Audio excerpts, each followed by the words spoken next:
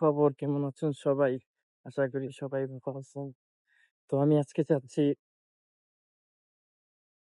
হইছে কি, আমার আবার একটু খেতে কাজ করতে ভালো লাগে। আমি গ্রাম অঞ্চলে যে এরকম শাক-মাক করতে ভালো লাগে। আমি এর জন্য একটু আজকে ভাবতেছি যে লাউ চারা লাগাবো। তো দেখেন আমি কি রাস্তাটা দিয়ে যাচ্ছি। কেমন লাগতেছে আপনাদের রাস্তাটা? আর এখানে বড় বড় সাপ থাকে, যেকোনো সময় একটা ফুটা করে থেকে যাবে। আর এই যে দৃশ্যটা দেখেন, পাশে নদী, কি সুন্দর গাছ, কি সুন্দর জঙ্গল। এখানে আপনার প্রিয় মানুষকে নিয়ে আসতে পারবেন, প্যারা নাই কোনো। তো আমি আজকে যাইতেছি আমাদের এই যে একটা প্লট আছে ওই পাশে, তো ওই প্লটে কিছু শাক লাগাইতে নিজেদের জন্য খাওয়ার মতো।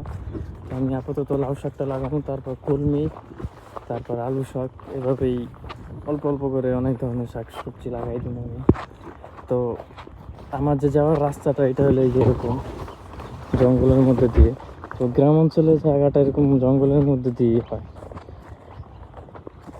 মানে চারপাশে জঙ্গল, তার ভিতরে সাপ, মানে একটা ভয়ের ভিত্তি থাকতে হয় জীবন।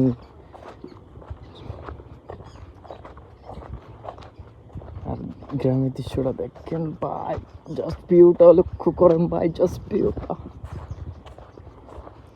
ভিউটা এমনি অনেক সুন্দর আমাদের এখানের রানীগঞ্জ, খুবই সুন্দর, কিন্তু এটা দেখতে হবে, না দেখলে আপনি বুঝবেনই না।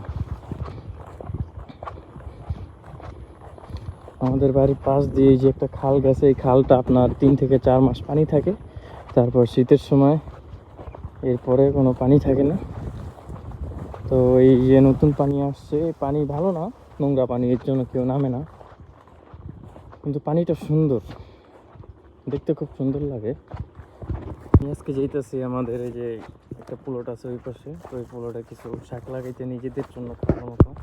তো আমি আপাতত লাউ শাকটা লাগাবো, তারপর কলমি, তারপর আলু শাক, এভাবেই অল্প অল্প করে অনেক ধরনের শাক সবজি লাগাই দিব আমি।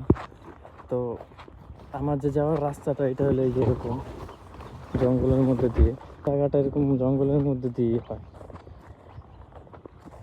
মানে চারপাশে জঙ্গল, তার ভিতরে সাপ, মানে একটা ভয়ের ভিত্তি থাকতে হয় জীবন।